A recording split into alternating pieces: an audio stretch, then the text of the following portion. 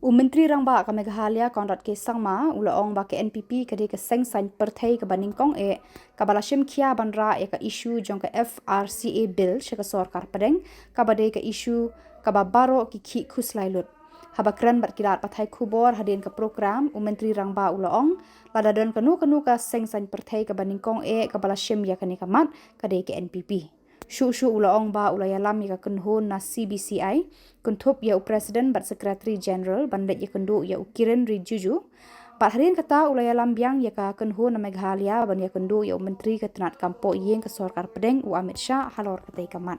So when the bill was initially tabled, you will recall that NPP was in fact the only party that took up the matter at that time with Mr. Kiran Rijiju.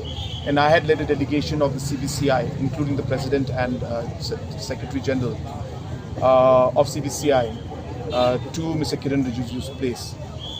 Even after that, I don't recall any other political party taking up the matter directly with the government and the cabinet ministers.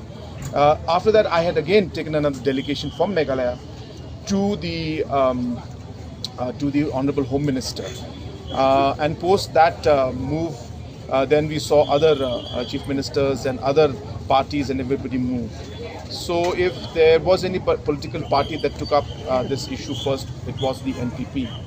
And it's not because of any political point.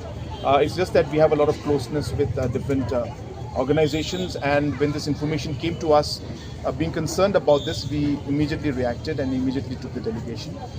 We are very thankful to the government that it has been now forwarded to the JPC.